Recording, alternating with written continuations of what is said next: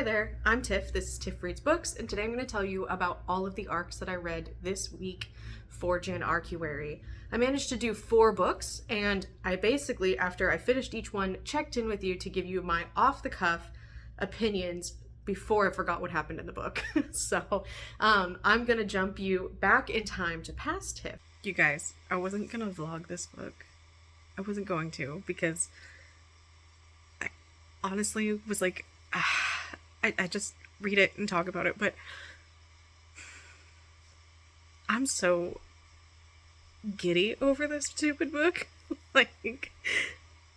Yeah, clearly I wasn't gonna vlog. I don't have any makeup on. It's like 11 o'clock at night. I'm just like casually reading.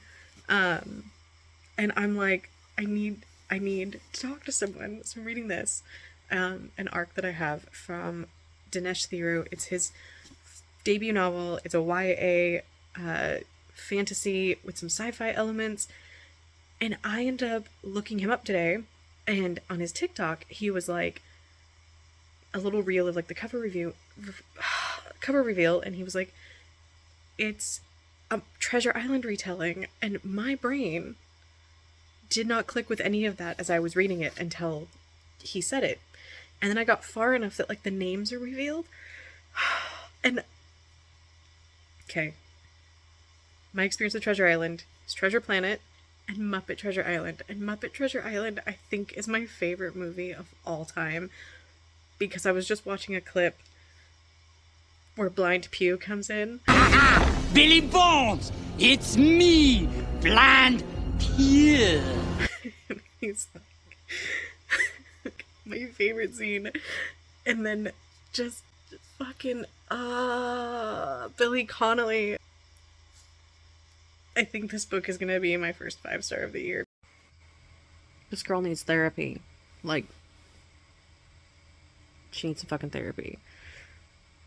I really like everyone else in the story, but the main character, her character is consistent. I will give the author that. Her character is consistent. She's like convinced that everyone's out to get her, convinced everyone's like in league with everyone else, and like nobody is as good at anything as she is, and she has to sacrifice everything. Yeah, it's a little frustrating because I'm like, bitch, people are trying to help you, just let them.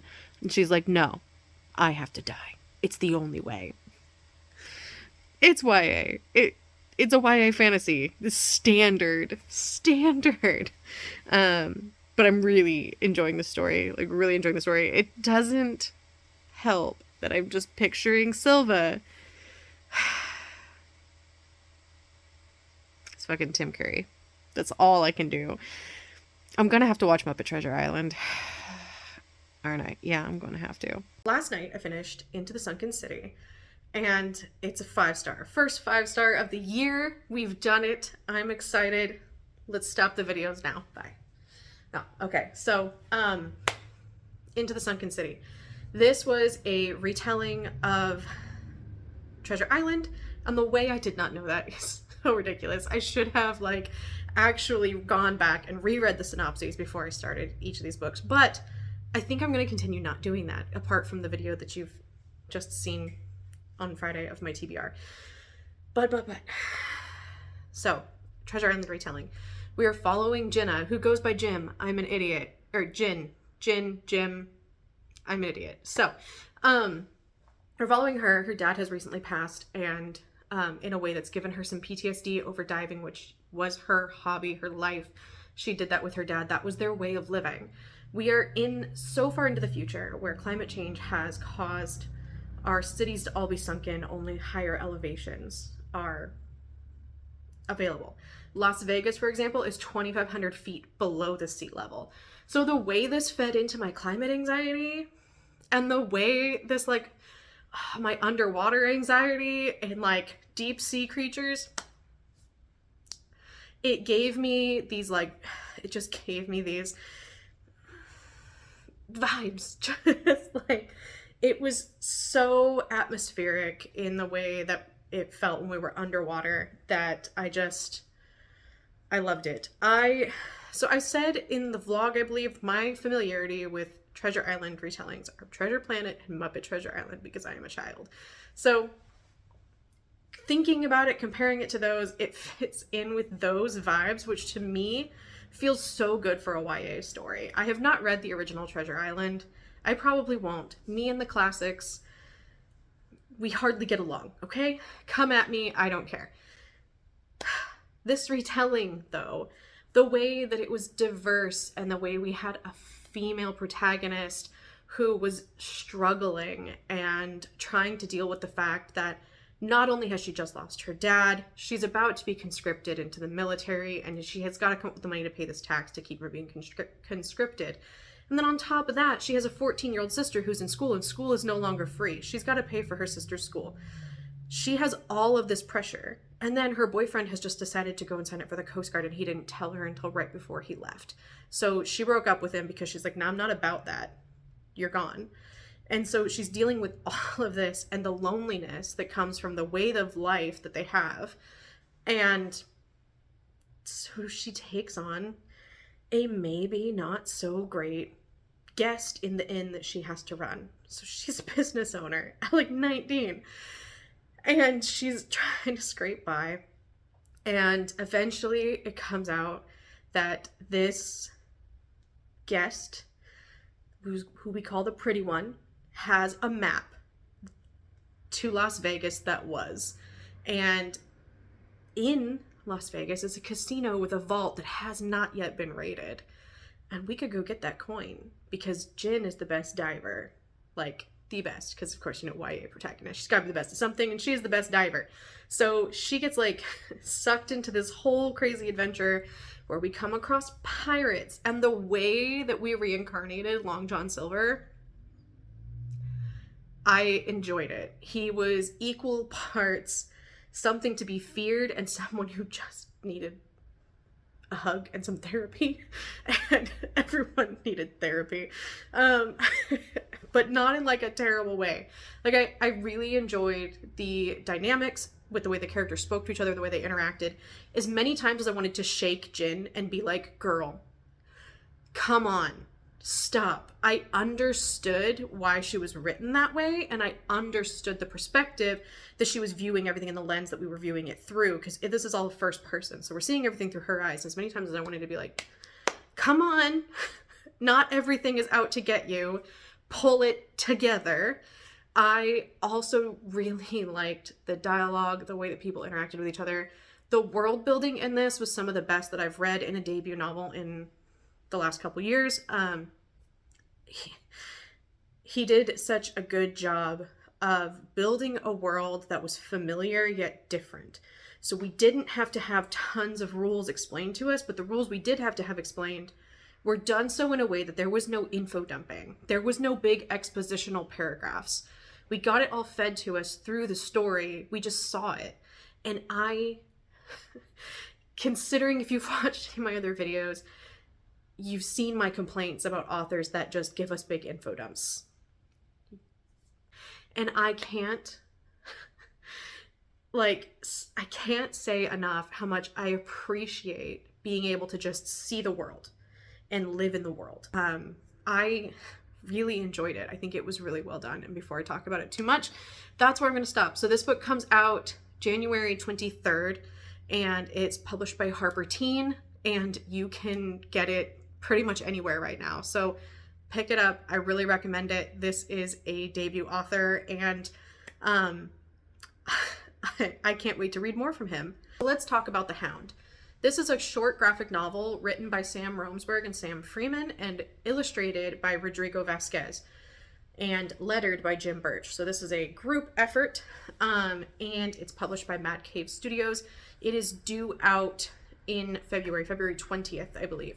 So this is short, about 90 pages. The art in it is, I really like the art style. Some of the other reviews weren't a big fan, but I really like the art style, especially with the mood of the story we're going for. So this is a dark historical horror that is set during World War I, and we follow William Barrow, who has just been joined up with the British military, and he gets restationed to a different part where the action is heavier, and we later figure out that that is in Germany, that where he's stationed.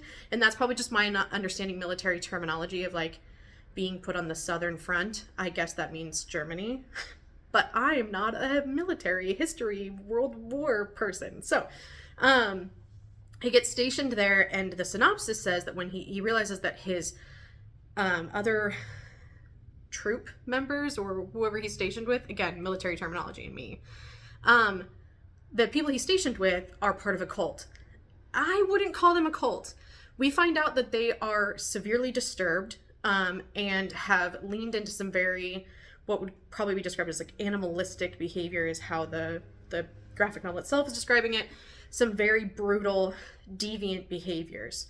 And I wouldn't call that a cult because we haven't gotten any indication that it is a cult by definition, because there's very little text in this graphic novel, which is fine. Graphic novels should not have a lot of text, in my personal opinion.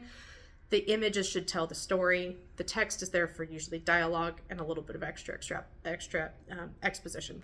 Private Barrow discovers this. He flees.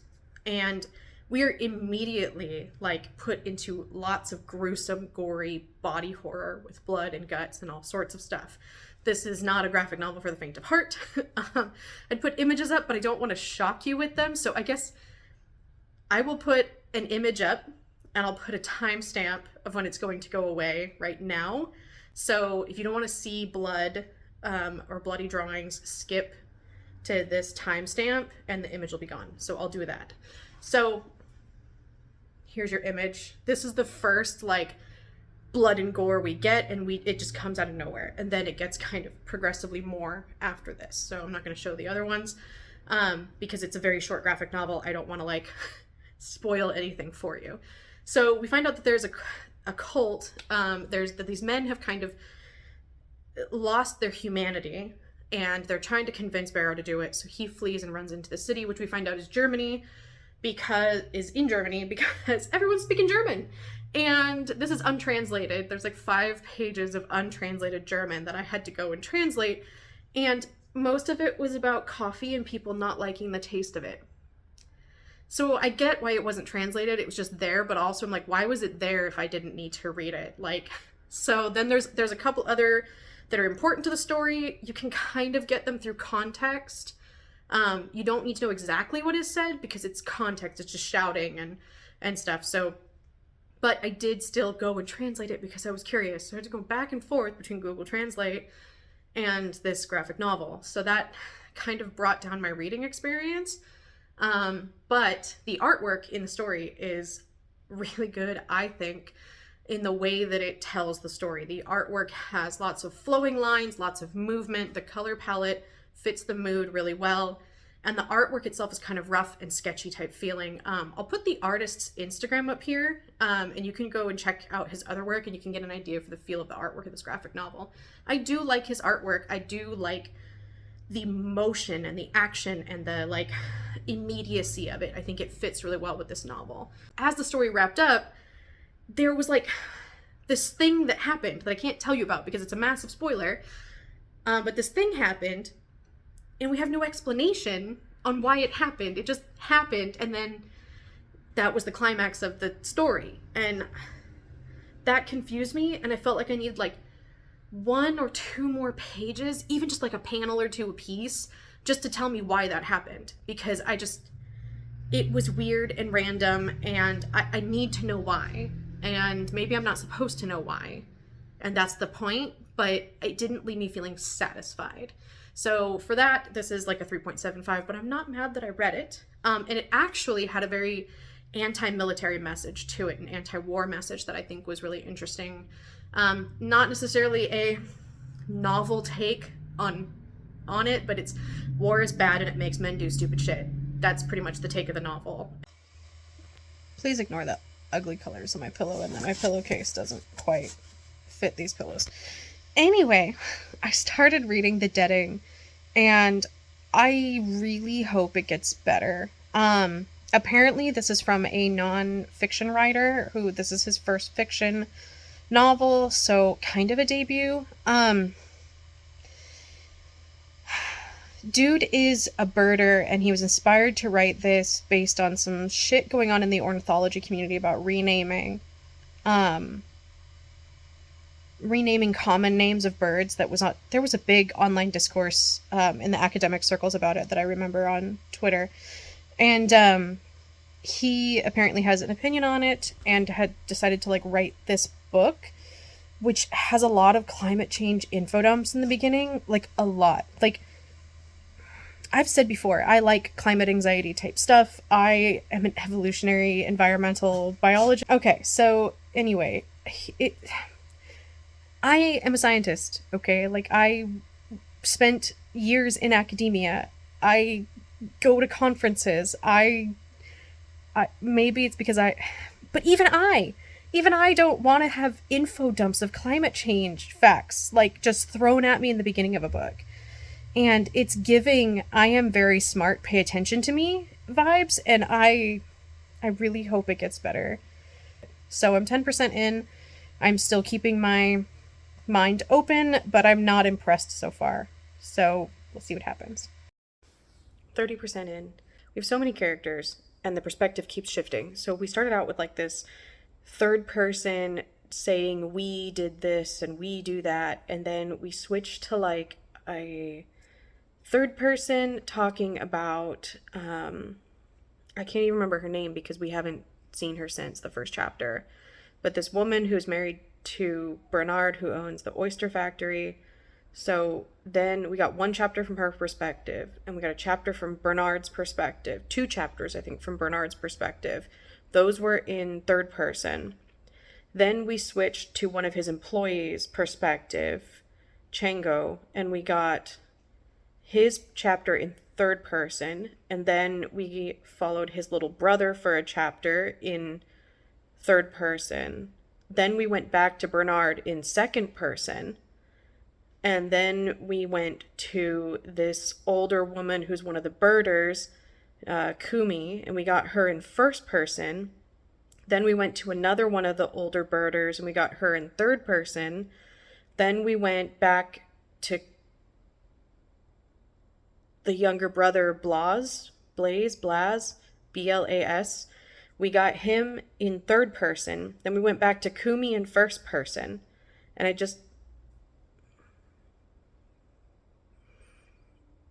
I'm struggling.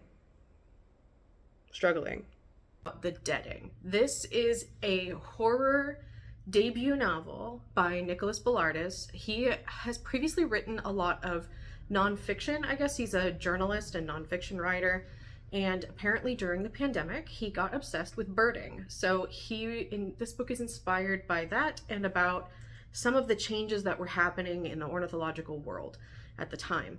Essentially, birding, if you're not familiar, is going out with binoculars, camera, notebook, recorder, any of those items or none of those items, and looking for birds. And a lot of birders will have like their like, I don't remember what they call it, but they have like their dream to find bird. So it's a hobby that a lot of people partake in, and is a lot more diverse than you would initially suspect. And that was one of the conversations going on Twitter at the time that kind of inspired this book, apparently, according to the very long forwards and letter from the editors and everything in the beginning of this book.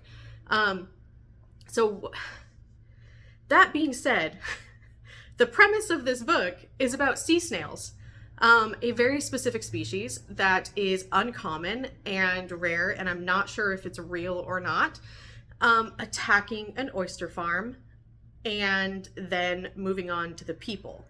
And what comes after that is the people in this small town in California, in one of the bays, become odd. And they start doing this thing called deading, where they fall to the ground and they like convulse and foam at the mouth, and then like their heartbeat and everything stops. And then in a certain amount of time, they pop back up and everything's good to go. And when they do this deading thing, they're communing with each other as if they are one single hive mind. And in that, we're following 6 main characters through this book as these events are happening. And the resolution is not satisfying. So I'm going to start with that. I did not like this book. I really wanted to like this book. I really thought that I would like this book. The premise that I gave you, if you go back to my JanARCuary video, I don't remember it exactly, like word for word, but it was supposed to be about climate change causing this catastrophic event, and a mixture of Stephen King's Under the Dome and The Last of Us, and like, or whatever the one, the mushroom thing is. It was supposed to be like, you know, people being taken over and all this stuff happening, and it did not deliver. And I'm so disappointed because I really wanted to like this. It was supposed to be dealing with the intersectionality of race and class and and climate change, and it did not deliver on that at all. And I'm really disappointed. And I'm just like, so I'll tell you, there are a couple of scenes I did like, and I started to get invested, and then they just ended, and I was like, can you do more of that? So our main character, I believe, like our main character is a teenage boy. He's like 17. His name is Blas, B-L-A-S. And he lives with his mom and his older brother in this tiny town that really the economy is not doing well there, and most people are living with their parents still, or lots of roommates, because housing is so expensive. And that's pretty much everywhere right now, to be honest, from my understanding. So we're following him. His older brother works at this oyster farm, and so we kind of follow his older brother a bit too. But in the start of the book, we're introduced to one of our characters that we then never see again, but we get a whole chapter from her perspective. Okay, well, rewind back here. Our first chapter is written in a collective first person, which apparently is called a Greek chorus. Hi, I'm not a literary, devices person.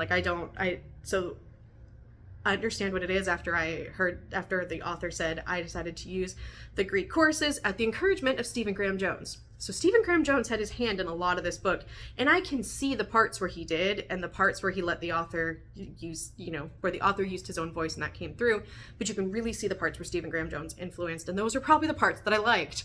So, it's this Greek chorus, and it sets this tone that we then immediately drop, and okay, so we set this weird kind of eerie, we're going to be watching it from above, we're going to have these narrators kind of come in and explain things, but we don't get that. The next chapter is from the perspective of the wife of the oyster farm, and then the next chapter is from his perspective in third person, and then the next chapter is from his perspective in second person, and then the next chapter is Chango, who is the older brother of Blas. It's his older brother, and we get that in third person, and that's literally just him making fun of his brother the entire chapter, and saying some really questionable things about women and about family and about his job, and just really questionable things that I was like, I don't like this man. The number of times that I highlighted things in this entire book and just went, what? Not oh my god, what? But a what? Okay, so we follow him, and then we switch to chapters again. And every time we switch chapters, nearly every time, there's 2 times, I think, or 2 or 3 times where we don't switch perspective. We switch perspective with no indication of who the chapter is from until you get partway through the chapter. Then we finally figure out who the fuck we're talking about and following. And I was so frustrated. There's also chapters in first person. We follow this elderly Japanese woman named Kumi, and her chapters are all in first person, and I have no idea why, except for in the prologue there was mention of tape recordings that she made. So I'm like, is this Blaze looking back and telling us the actual transcript of Kumi's tape recorder? Because if so, could we have an indication of that? Because it was so confusing to suddenly get first person, and then we switch again to third, and then there's another Greek chorus chapter in the middle, and then the Greek chorus chapter in the end. If they had been constricted to the forward and the afterward, because he says before and after, so it's not even a prologue or epilogue or forward or afterward. Before and after chapters, prologue and epilogue. If it had been constricted to those, I probably would have liked this a lot better. And then, okay, so the horror elements. This is a horror novel. Mostly it was slow and trying to be atmospheric, but the prose was so pretentious and info dumpy. I learned more about birds in this book than I did in my college ornithology class, I swear to you. And one of the reviews was like, oh, you can really get into the novel by looking up the birds that they describe. And I was like, I don't want to stop reading and go look up a bird. Like, but we get descriptions of the primary feathers and where they lay on the bird and how you identify each species, and these big, long, like, excerpts from Blaz's birding journal.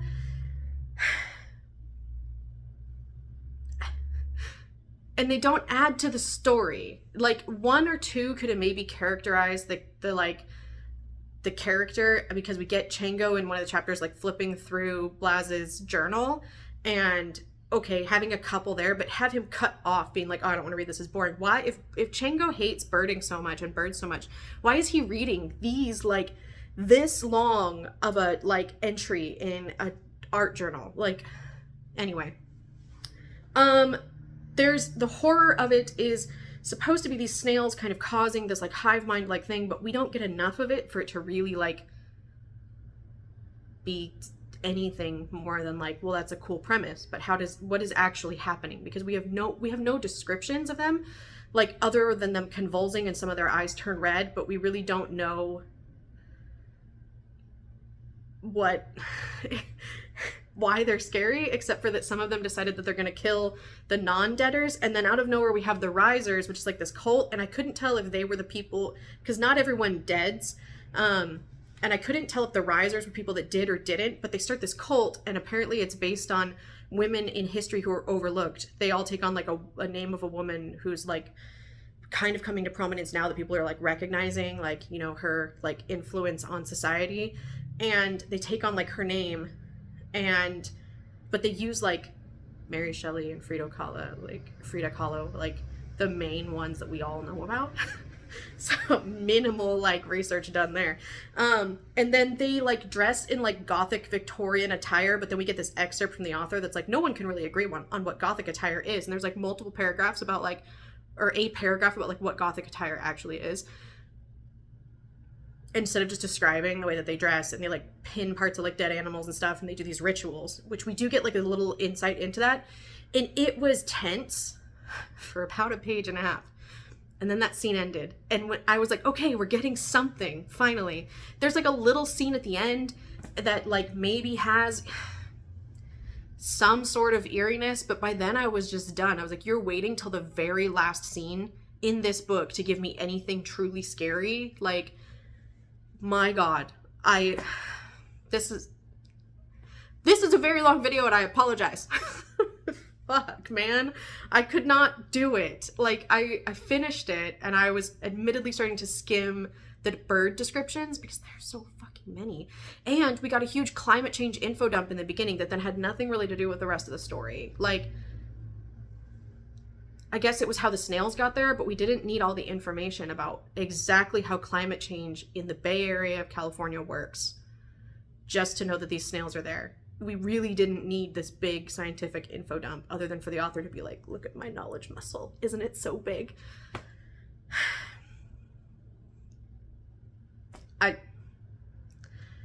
The author is clearly very intelligent, and I really wanted this book to work for me, and I appreciate the fact that I got to read it early, and I'm really frustrated that it didn't work for me. Imagine having the ability to have someone like Stephen Graham Jones mentor you through a book and to not be able to deliver. I really hope this delivered for somebody else and that I'm just being a complete asshole here. So it is a little yellow in here today, but this is what we have, so it's what we're gonna do. So I finished A Court of Wanderers, and this is really hard to talk about. I've been trying to figure out how I'm gonna do this because it's a sequel, right? So when I introduced it, I gave you like a big synopsis of Silver Under Nightfall. So this is the first book in the series, and Court of Wanderers is the sequel, and it wraps it all up. And this is just a duology from Ren Chapeko, who is a Chinese-Filipino author, and they are a well-established author. I have a couple of their books up there, and this is an author I picked up last year and just started devouring all of their work. This is a really well-built world. So briefer than I did before, We are following Remy Pendergast, who is a Reaper, and a Reaper is a vampire hunter because we are in a world where vampires are real, they exist, and everyone knows about it. Remy is descended from a long line of Reapers, and he's the last of his line. So he is the son of a lord, and Remy is not comfortable being a lord, so he prefers to go by the term armiger. He's not treated very well in society because most of society believes that Armiger Pendergast is half vampire because his mother died under suspicious circumstances, and it was a possibility that she was turned before Remy was born. This is all a synopsis on the book. No spoilers there. I'm going to do this spoiler-free, by the way. No spoilers. So, we are introduced to an issue in the world where we have this thing called the rot, and the rot causes newly turned vampires and freshly killed humans to mutate, and these mutations are body horror shows. And they have eyes in places they shouldn't, they have mouths in places they shouldn't, they have extra limbs, they have no limbs, all sorts of gory shit, which is fun for someone who likes horror. There is a lot of heavy horror elements in these books. So as Remy is investigating this, there's also a pact trying to be made between the vampire courts, 2 of them, because there's like 8 in total, I believe, and 2 of the courts are trying to make a pact with the kingdom that Remy lives in, called Illyria. It's a peace treaty, essentially. So, while those 2 upper members of the court are Song Xiaodon and Zidane Malek, they kind of get the hots for Remy, and Remy's like, I kind of want to hunt down whoever started this rot and investigate it with you, and then he starts falling in love with them too. So we've got a little like poly romance going on, and then we get a big reveal of who is potentially behind the rot and why. And that happens at the end of the book, and then in the second book, we start straight off from where we ended. Remy is now traveling with Malek and Xiaodon to Malek's kingdom, his area that he rules. And we get a lot of interpersonal interactions for roughly the first 40%ish of the book, with a little bit of like action peaks in there. And so we fight some vampires, we learn some more information about the rot, we get some more information about the night court that Remy is hunting, and then we get like relationship drama. It's not terrible. The first book had a little bit more drama. And then in the second half of the book, we decide we're going to go to what was called the All Priory. So this is, we're in Court of Wanderers, like we're halfway through Court of Wanderers now. So we go to this All Priory, and in this All Priory, we learn a ton of things about vampire politics, how the courts work, the history of it, and how Remy is intertwined with everything. And that is basically all I can tell you without spoilers about this, like the plot elements of the book. So the book for me was a 4, simply because of the pacing. The pacing was an issue for me, and this is kind of common in Rin Chupeco's books, at least 8. I've read 8 Rin Chupeco books, and apart from the horror ones, the rest of them have a pacing thing where we get a lot of exposition, but not really in exposition dumps. We get it in dialogue, and we get it in scenes, and we learn about the history of things. We learn about these politics. We learn how everything in the world that Chupeco has built works. And these are very, very slow. And at times I found myself struggling to pay attention, and I am someone who likes political intrigue in books. I think the pacing was difficult with how action-packed the action scenes were. It was really difficult to jump back and forth between the two. That being said, the world building made up for the pacing. It just didn't hit for a 5 for me because it was just too slow at times. The action scenes were very bloody, very gory, very gruesome, very horror element-ish. And I appreciated that a lot. The romance was not the worst that I've read. I'm not a romance girly. This was fine for me. I liked their interactions. The smut was not super, super graphic. It was like descriptive, but not explicit. It was R-rated movie, not erotic novel. Like, if you get what I'm saying. So you didn't have to go to a hub to like watch it. You could have seen it in an R-rated movie, if that makes sense. But beware that there is sex scenes in this book. And a lot of them in Court of Wanderers compared to Silver Under Nightfall. Because in Silver Under Nightfall, it takes like 50% through. Court of Wanderers, we get right into it. So, a lot of dynamics played out. There was a whole scene where they were arguing and fucking at the same time, and I was so confused because I tend to skim the sex scenes, and I couldn't skim because it was like every other sentence was like a little bit about what they were doing, what position they were in, but there's no descriptions of genitals, there's no descriptions of climaxes, there's no like shoved to the hilt. Thank you, JanARCuary, for that today. There's not any of that. It's just like she was on top of him, and then they started talking about this, and I was like, all right, Rin, all right. So yeah, there was that. Where was I going before I got distracted with that? The plot reveals from the first book, like wrapping up what happened, just were like hit after hit after hit after hit in the like last third of this book. Like everything got revealed to the point where my head was spinning a bit with like all the reveals, and I had to go back and be like, wait a minute, let me read that again. Because it was just like a lot.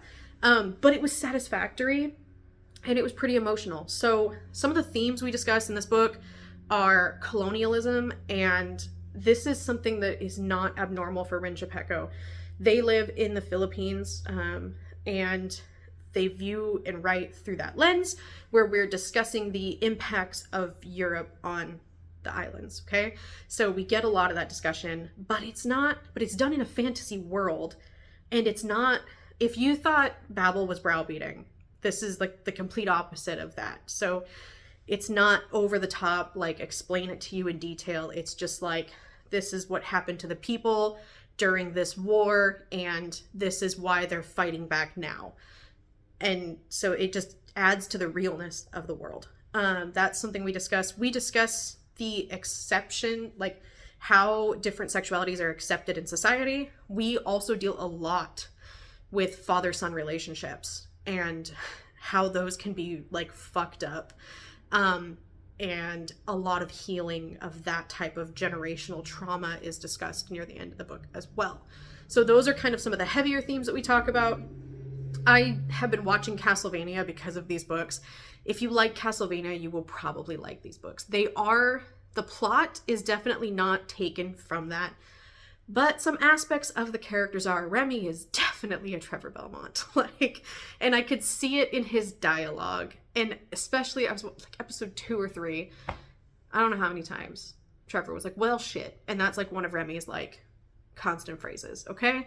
So we take some elements of the characters in the show and we mix them and we like rip them apart, put them in a blender, and we dust them onto each of our characters. So everyone's got a little bit of something, but if you're a Castlevania fan, you'll probably like this. So that comes out April 2nd. And yeah, I love the cover, but I know it's going to be controversial for a lot of people because it is so pink. It is so pink. And after watching Castlevania again, the art just makes sense. And I did happen to stumble on the artist on Instagram, so I will go back and see if I can find them, and I will put them up here because they posted it that they had done the art. So I'll verify that and put it up here if I can find it, because I think it's cool when you get artwork that's not AI generated to put the artist up there. So I'm going to start trying to do that a little bit more often if I can figure it out, because we don't always credit the artists. So that's it for me on this one. All right, guys, that's it for me. So as you can see, I had a couple of wins and a couple of meh, and also I'm very frustrated. So that wraps up this first week. I hope you enjoyed this if you made it all the way to the end. Let me know which one of these intrigues you the most in the comments by drop me an emoji that looks similar to one of the topics. Like we've got vampires, we've got a treasure chest, we've got a wolf, we've got a snail or a bird. So, and if you want to make me guess, send me something that makes me guess.